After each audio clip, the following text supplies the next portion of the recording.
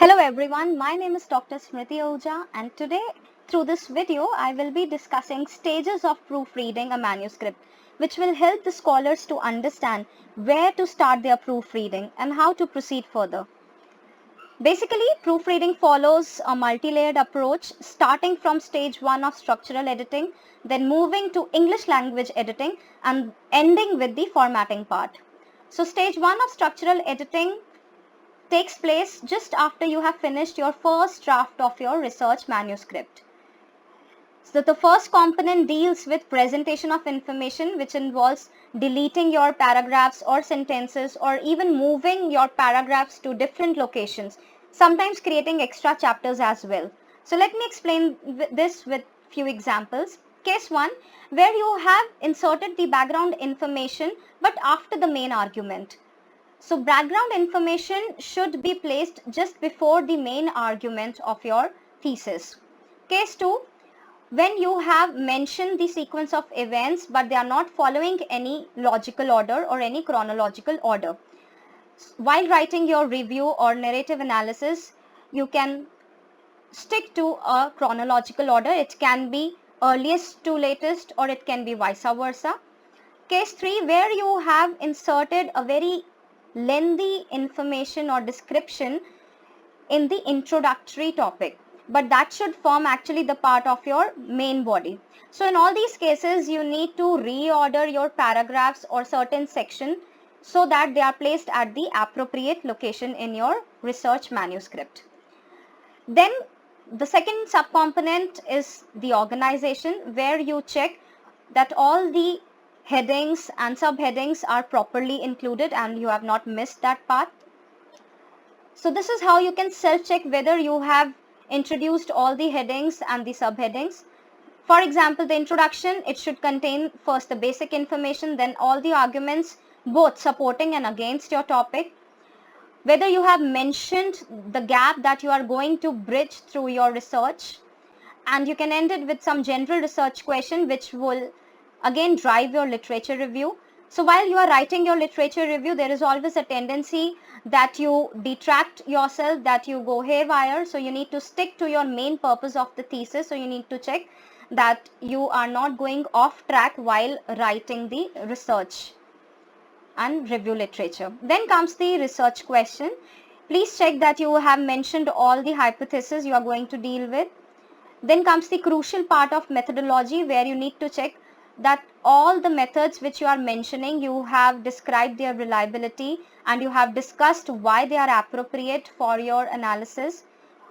You have mentioned all the characteristic features of your sample you have chosen, how your data was collected, and a brief outline about the analysis plan, where you mention how you are going to analyze the data and what inferential statistical text you are going to use. Then comes the results. This is where you check that all the results, they meet the assumption or the criteria of the statistical test that you have proposed. Discussion will contain your major findings, their wider implications, even the limitation of your data set as well as the limitation of your research and any future scope of your research.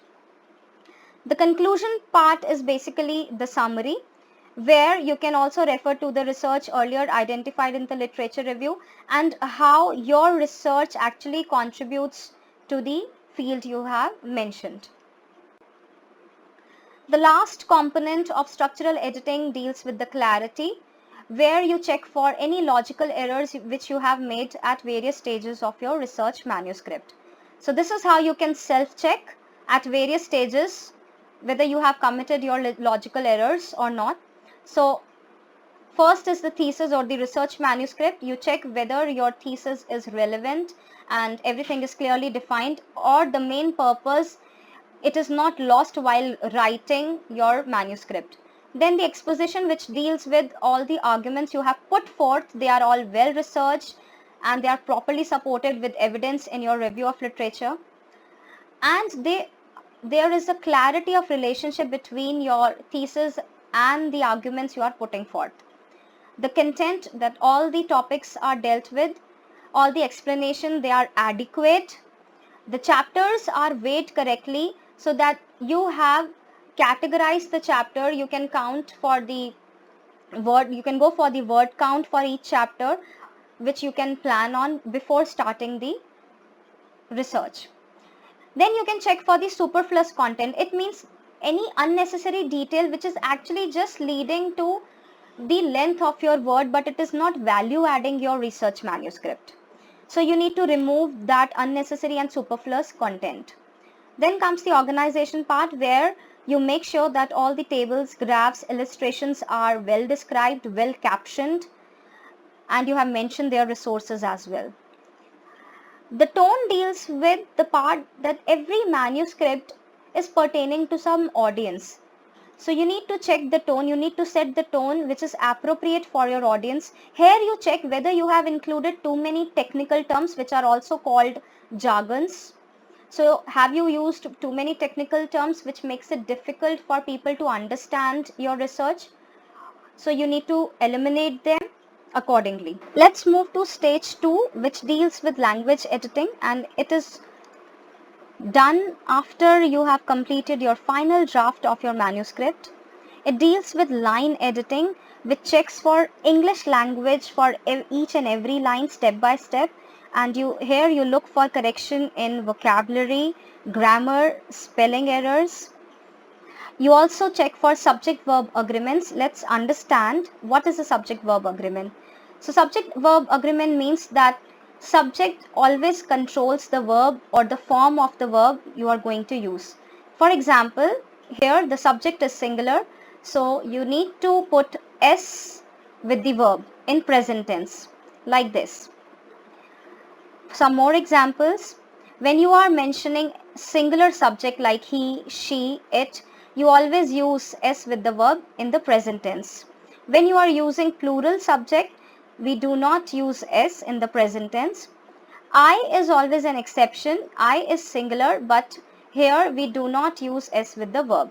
So you need to check for such similar mistakes in English language editing. Next, move to the verb tenses used in your thesis, because at every section you need to have a different tense form dedicated for each section of your thesis.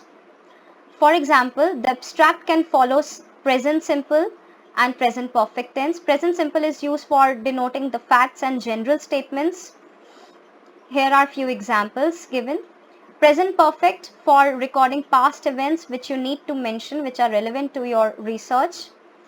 Then comes the introduction, where you can follow again present simple to past simple. Present simple is used to say what your paper or your research is important for. Past simple is for providing the historical background. Then comes the theoretical framework, which should follow present simple tense to describe theories which are universally holding true and they are irrespective of any time frame. Literature review can follow present perfect tense and past simple. Present perfect will be used for past research which is still relevant to your current research, and past simple to describe the specific actions of the past researchers. Moving on, for methods and results, you can use past simple for events that began and ended in the past, such as any experiments or case studies conducted. Present simple can be used to describe any tool's function which is still relevant for your thesis. For conclusion, you can use present simple while you are mentioning the interpretations and implications of your data. For the limitation section, you can use past simple for denoting the details about how you conducted the study and what were the limitations in your data set or your research. While mentioning the recommendations and implication, you can use model auxiliary, where there is always a lack of certain outcome. So you denote this lack of certainty with words like maybe, likely. So this is how you can use model auxiliaries while recommending and implications for future scope. Then comes the last stage of proofreading, deals with the formatting part, where you format your research manuscript as per the standard of your target journal for the publication purpose. For this, you need to be well aware of the mechanics and the rules which are followed by your target journal. For example, every scientific paper follows a general format starting with the abstract, then introduction, literature review, research methodology, results, discussion, and ending with the conclusion. But for some papers which are dealing with clinical case studies of patients or medical paper, you need to check for few extra elements like primary literature, which highlights the details of the real patients like signs, symptoms, and treatment. If you have conducted an experiment, so all the observation need to be recounted in the past simple tense. You also need to mention the observation post and pre-experiment. For this also you need to use past simple tense with passive voice. Ending with the conclusion, where you need to highlight the author's views on the contribution to the field, the implications and the future scope of the research in your medical field. So you need to check for these extra elements in the formatting part as per the demand of your target journal for publication. The next part of the formatting deals with the fact checking, where you need to check whether all the spellings are correct while mentioning the places, the location, the events. If you have mentioned any jargons or technical words, so you have spelled them correctly and used them at appropriate places.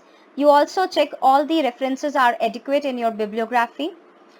The last part will be the checking the format of your references, tables and figures, illustrations, graphs. For all these things, you need to follow a format and you need to stick to the format while you are presenting your results in tables, illustrations and graphs. So just like for the references, you follow a particular format like AP or Harvard or Chicago. For the format of your tables and figures, you also need to stick to only single format to maintain the consistency for the paper. After you have dealt with the formatting part, your paper is finally ready for submission in your target journal. After this, you might be wondering how many times you need to go through the document at each stage of proofreading. So how many editing passes each stage of proofreading requires? So here's a quick summary for your reference. At the first stage of structural editing, which focuses mainly on three areas: presentation, consistency and clarity, one or more editing passes are required. For the language editing part, it is extensive because it is dealing with so many grammatical errors, punctuation, line editing, subject-verb agreement and correct verb tenses. So here 2 or more editing passes are required. The last part of formatting will require one or more pass. Why? Because you need to format them according to the guidelines of your target journal. You need to check for remaining type of errors, or you need to fact check all the names of the places have been dealt with correctly. So manuscripts in general which are intended for publication, they require 2 or more passes.